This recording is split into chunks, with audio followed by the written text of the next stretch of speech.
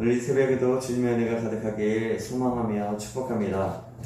우리는 계속해서 신명기 말씀을 보고 있습니다. 신명기 말씀은 거듭하여 이스라엘의 2세대들이 지켜야 할 규례들을 말씀하고 있습니다. 이 말씀은 광야의 1세대의 조상들에게만 약속하고 들으라고 한 그 규례의 말씀이 아니라 지금 현존하고 있는 광야의 2세대들에게도 지켜야 할 규례임을 말씀하고 있는 것입니다. 그리고 신명기에는 먼저 광야 1세대와 함께 하셨던 하나님의 신실하심이 지금도 계속되고 있다는 것을 말씀하고 있습니다. 오늘 본문은 이웃사랑에 관한 것과 남녀 간의 관계, 즉 성윤리가 정결해야 함을 강조하고 있는 내용입니다. 1절에서 4절까지는 형제의 재산, 즉 이웃의 재산들을 보호할 것을 말합니다. 제가 1절과 4절만 읽겠습니다. 내 형제의 소나 양이 길을 잃은 것을 보거든 못 본 채 하지 말고 너는 반드시 그것들을 그러다가 내 형제에게 돌릴 것이요. 4절입니다. 내 형제의 낙이나 소가 길에 넘어진 것을 보거든 못 본 채 하지 말고 너는 반드시 형제를 도와 그것들을 일으킬지니라. 우리는 이웃의 길을 잃은 소나 양이나 나귀를 못 본 채 하지 말고 또 이웃의 의복이나 또 기타 그가 잃어버린 물건도 그렇게 하지 말고 또 이웃의 낙이나 소가 길에 넘어진 것을 보면 못 본 채 하지 말고 반드시 그를 도와 그것을 일으켜야 한다라고 말씀합니다. 이것은 이웃의 재산을 보호하고 이웃이 어려운 일을 당했을 때 도우라는 그 교훈을 말해주고 있습니다. 이것은 이웃사랑의 실천이기 때문입니다.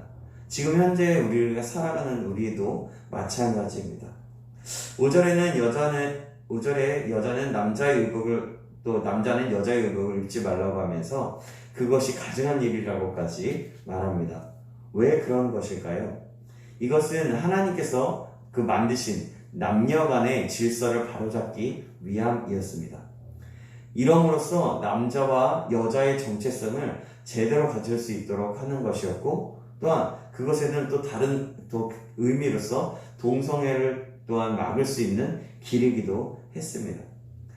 하나님의 율법 가운데 몇 가지는 또 긍휼의 정신을 반영하고 있습니다. 6절에서 8절의 내용이 바로 이 내용인데요. 새의 보금자리에 새끼나 알이 있고 어미새가 있거든 어미새와 새끼를 다 취하지 말고 어미는 놓아주고 새끼만 취하라는 것입니다. 또한 새 집을 건축할 때는 지붕에 난간을 만들어서 사람들이 떨어지지 않도록 하라는 율법도 있습니다. 이러한 율법들은 이러한 이웃이나 자연에 대해서 긍휼의 마음을 가지라는 것입니다. 그런 긍휼이야말로 하나님의 그 규례, 하나님의 율법을 지키는 백성들의 기본적인 마음가짐이고 이웃사랑의 첫째 되는 교명이기 때문입니다. 자, 9절에서 11절까지는 어떠한 식물의 종자나 씨를 썩지 말라고 합니다. 9절, 10절, 11절 제가 읽겠습니다. 내 포도원에 두 종자를 섞어 뿌리지 말라. 그리하면 내가 뿌린 씨와 열매와 포도원의 소산을 다 빼앗길까 하노라. 너는 소와 나귀를 결의하여 갈지 말며 양털과 배실로 섞어 짠 것을 입지 말지니라. 이 법은 하나님의 창조 질서대로 그 종을 썩지 말라는 뜻이라고 말할 수 있습니다.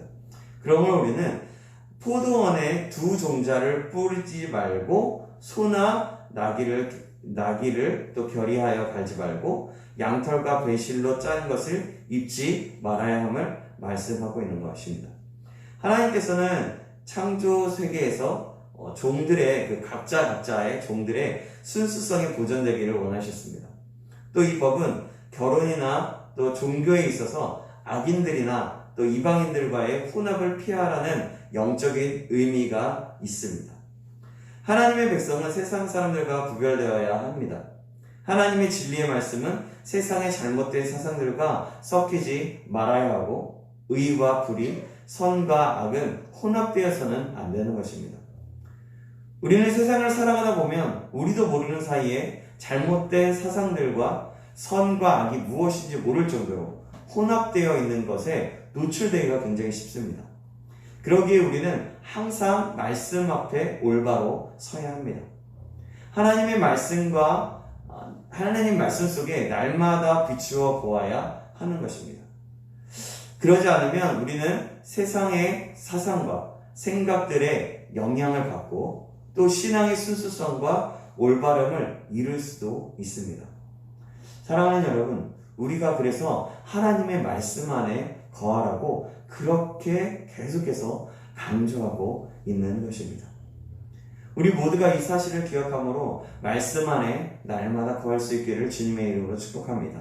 아멘. 13절 이하의 말씀은 올바른 성도덕에 대해서 말씀하고 있습니다. 이스라엘 사회에서 정조간염의 유지와 또 부부생활의 질서를 위하여 주어진 율법이 있었습니다. 그것은 만일 결혼한 남자가 아내를 미워해서 동침 때에 처녀의 표적을 보지 못했다고 모함했을 경우를 위해 반드시 처녀의 아버지는 처녀의 표적을 가지고 있다가 증명하는 규례입니다.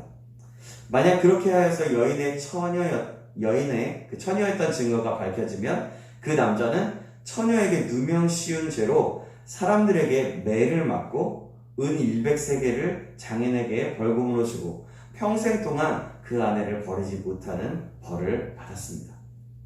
반면 남자의 주장에 대해 증거할 자료를 가지고 있지 않아서 처녀였음이 입증되지 않았을 경우에는 그 여자를 성읍 사람들이 돌로 쳐 죽이게 했습니다. 이같이 하여 이스라엘 가운데 성적인 문란을 방지하고 정결함을 유지하도록 하였던 것입니다. 또 기혼녀가 아닌 약혼한 처녀의 경우 지켜야 할 성도덕에 대해서도 자세한 율법이 있었습니다.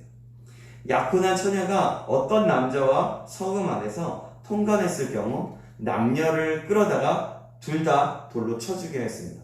왜냐하면 그 여인은 소리를 질러서 사람들에게 도움을 청할 수 있었지만 그렇게 하지 않았던 것은 그 여인이 강간당했기보다는 서로 합의하에 화관했던 그런 화관으로 볼 수밖에 없기 때문입니다. 한편 약혼한 여인이 들에서 한 남자에게 강간을 당했을 경우에는 남자만 돌로 쳐 죽이고 여인에게는 죄를 묻지 않았습니다. 왜냐하면 들에서는 아무리 여인이 소리를 쳤다고 하더라도 도와줄 사람이 없었기 때문에 그것은 강간의 성격이 분명하였기 때문이었습니다. 이러한 율법 조항은요, 하나님의 율법이 가지는 특성을 분명히 말해줍니다. 하나님의 율법은 엄정한 신사를 통해서 불가항력적인 그 상황을 인정하고 또 인간성을 최대한 존중해주는 것을 알 수가 있는 것입니다. 다시 말해 법 적용이 기계적이지 않고 유기적인 그 특성을 가지고 있다는 것입니다.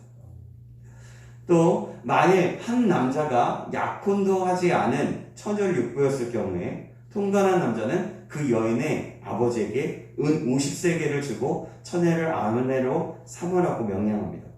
그리고 그 여인을 평생 동안 버리지 못하게 하였습니다. 그리고 만약에 처녀의 아버지가 그 결혼을 용납하지 않을 경우에는 은 50세겔만 주고 결혼을 포기하라고 출애굽기 22장 16절에서 17절의 규례가 분명히 밝혀주고 있습니다. 어떤 사람들은 생각하기를 그렇다면 율법은 혼전의 성관계에 대해서 용인하는 것이 아닌가 의심할 수도 있습니다. 하지만 이 규례는요, 당시 상당히 저급한 성윤리를 가지고 있었던 그 가나안 땅에서 남자의 책임이 있는 그 성도덕을 강조하기 위한 율법이었습니다. 아울러 본장의 마지막 절은 아버지의 아내를, 그러니까 후처를 취하지 말도록 명령합니다. 이는 가나안에서 만연했던 성풍습을 반영하는 것인데, 이러한 명령을 통하여서 이스라엘은 하나님의 백성으로서 가져야 할 건전한 그 성도덕을 가지라고 권면하는 것입니다. 즉 근친상간을 엄격히 금하라는 것입니다. 우리가 알다시피 근친상간은 하나님 앞에서 아주 큰 죄악입니다. 사랑하는 여러분, 우리는 오늘 신명기 22장을 통하여서 하나님의 말씀을 들었습니다. 그럼 오늘의 말씀을 통하여서 하나님께서 우리에게 주시는 메시지는 무엇일까요? 그것은 제가 아까도 말씀드렸습니다. 이웃을 사랑하고 신앙과 모든 부분에 있어서 정결함과 순수함을 지키라는 것입니다. 가나안은요, 개인주의가 가득하고 성적으로 문란하였고 동성연애 및 힘 있는 자가 힘 없는 자의 것을 빼앗는 등 악함이 가득한 땅이었습니다. 그러기에 이스라엘에게 규례를 줌으로써 모든 가나안의 그 악한 문화를 따르지 말고 순수함과 정결함을 유지하는 하나님의 거룩한 백성이 되라고 거듭 강조하고 있는 것입니다. 사실 요즘 우리가 살고 있는 이 시대, 이 세상에 바로 가나안과 같은 문화가 만연되어 있는 실정입니다. 그래서 우리는 이 문물들을 받아들이고 있으면서도 내가 받아들였는지도 모를 정도로 우리의 생각과 사상에 이미 우리 가운데 많이 침투해져 있습니다. 그래서 우리는 신앙의 순수성을 잃기가 굉장히 쉬운 시대에 살고 있습니다. 돈이면 무엇이든지 다 되는 시대이고 이기주의와 물질 만능주의가 가득한 세상입니다. 젊은이들에게는 같이 술을 먹고 원나잇은 그러니까 하룻밤 잠자리 가지는 것은 전혀 문제가 되지 않는 삶입니다. 그리고 그냥 남녀간에 교제를 하면 그냥 잠자리를 가지는 것은 큰 문제가 되지 않는 그런 문화의 가운데 지금 살아가고 있는 것입니다. 요즘에는 연세가 어느 정도 있으신 분들도 남편과 아내가 분명히 있음에도 불구하고 애인이 있다라고 합니다. 모두가 그런 것은 아닙니다. 그렇지만 이렇게 불륜을 저지르는 것도 큰 문제가 되지 않는 시대. 우리가 지금 살아가는 시대가 바로 그런 시대입니다. 사랑하는 여러분, 우리는 이 세상에서 그럼 어떻게 살아야 할까요? 오늘 본문에 말씀하고 있습니다.